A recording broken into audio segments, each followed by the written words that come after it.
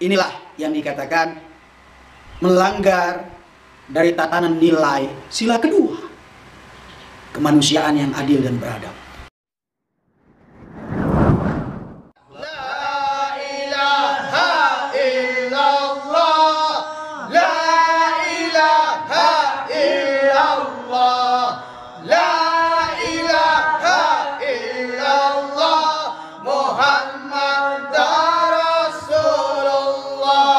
Jauhkan kami dari bencana alam, ya Allah ya salam. Jauhkan kami dari bencana alam, ya Allah ya salam. Bismillahirrahmanirrahim. Assalamualaikum warahmatullahi wabarakatuh. Baliho para tokoh politik sekarang ini telah terpampang di banyak wilayah di Indonesia. Diperkirakan anggaran yang dikeluarkan untuk satu baliho setara dengan 600 bansos tunai. Masyarakat menilai pemasangan baliho di masa pandemi, masa krisis pangan sangatlah tidak relevan. Bahkan ada kasus bansos beras yang tidak memenuhi standar untuk diberikan kepada masyarakat Indonesia. Terlebih pemilihan umum masih 3 tahun lagi. Bagaimanakah tanggapan Angkatan Muda Banteng Putih terkait hal tersebut? Mohon penjelasannya. Ibda' bil basmalah, sallu ala nabi sallallahu ala Muhammad sallallahu ala Muhammad sallallahu ala Muhammad. Manakala kita membahas tentang fenomena yang sedang viral saat ini, yaitu masalah balihonya para politisi yang terpajang, terpampang jelas di seantero Negara Kesatuan Republik Indonesia. Pertanyaannya, apakah salah dari tata negara dan dari segi hukum? Tidak ada yang dilanggar, baik dan berkah adanya. Permasalahannya dalam hal ini adalah timingnya. Itu dia. Manakala seluruh rakyat Indonesia bahu-membahu memikirkan dengan keras bagaimana cara menyelesaikan pandemi COVID-19 ini yang saat ini masih ada di bumi Indonesia, para politisi dengan santai dan tanpa ada rasa bersalah, tanpa ada rasa berdosa, memajang wajah-wajah imut-imut mereka yang begitu kemayu, yang begitu sangat enak dilihat oleh masyarakat. Bagi masyarakat yang memiliki intelektual tinggi, bagi masyarakat yang punya wawasan jauh ke depan, bagi masyarakat yang suka dunia politik, ini sangat amat kurang pantas dan tidak sopan, melanggar etika berpolitik dan mendobrak norma-norma kehidupan bermasyarakat, dan yang paling penting tidak memiliki hati nurani yang sensitif tentunya. Mengapa? Di saat masyarakat dalam kondisi kelaparan, ada yang tidak dapat bantuan sosial, ada yang dapat bantuan sosial tetapi kualitasnya di bawah rata-rata, dan sejenis atau sebagaimana seperti itu adanya kejadian-kejadian yang lazim terjadi di lapangan. Apakah para politisi ini tidak berpikir cermat dan cerdas dan manusiawi, lebih sederhananya lagi? Apakah mereka berpikir masyarakat akan senang melihat foto-foto mereka di jalan itu? Apakah mereka berasumsi kalau aku pajang fotoku sekarang, maka nanti 2024 setidaknya aku akan dipilih oleh rakyat? Inilah yang kita katakan kualitas para politisi kita tidak sebanding dengan negara yang begitu besar, yang dihuni 270 juta rakyat kurang lebih.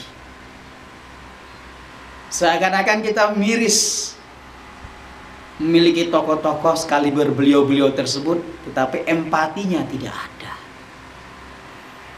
Alangkah baiknya dana baliho itu beliau sedekahkan, beliau infakkan, beliau bagikan kepada rakyat-rakyat yang memang membutuhkan pada saat pandemi ini karena akibat PPKM dan sejenisnya. Ini yang membuat miris kita bersama. Tentu kita ingat betul ya, bagaimana Bapak Wali Kota Solo ketika ditanya oleh salah seorang wartawan, "Pak, kenapa di daerah jenengan itu banyak sekali baliho-baliho yang terpampang jelas para politisi, gambar-gambar beliau-beliau itu? Mengapa, Pak?" Apa jawaban beliau? Dengan santun beliau menjawab. Bapak Wali Kota mengatakan, "Jangan tanya saya, tanya sama yang menginstruksikan." Subhanallah. Sekelas wali kota tidak bisa berbuat banyak. Itu sindiran halus dari Bapak Wali Kota Solo kepada calon-calon presiden itu. Bapak Wali Kota Solo menyindir itu. Jangan tanyakan saya, tanyakan sama orang yang menginstruksikan. Subhanallah. Halus, tenang, kalem, tapi menusuk dan menohok para politisi tersebut. Jangan tanyakan saya, tapi tanyakan sama yang menginstruksikan. Di sini ada dua makna yang kita ambil. Geramnya seorang wali kota Solo akibat baliho-baliho tersebut terpampang, tapi di sisi lain beliau paham betul ini dunia politik. Ada saatnya dia harus diam dan tidak bisa berbuat banyak karena tekanan-tekanan politik kaum elit. Ini kepiawaian sang wali kota Solo menunjukkan gaya politik yang beliau miliki.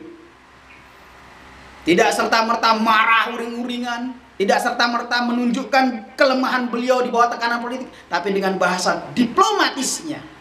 Jangan tanyakan saya, tanyakan kepada yang menginstruksikan. Subhanallah.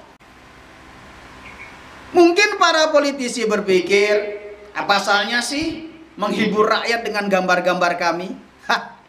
Itu bukan hiburan, wahai para politisi. Itu bukan hiburan. Balihomu bukan hiburan. Tapi sadarkah kalian? Baliho-baliho kalian itu telah menusuk jantung rakyat jelata, menusuk jantung rakyat yang termarginalkan, yang miskin dan papa. Bayangkan, satu baliho 600 orang dapat tercukupi, terakomodir satu baliho.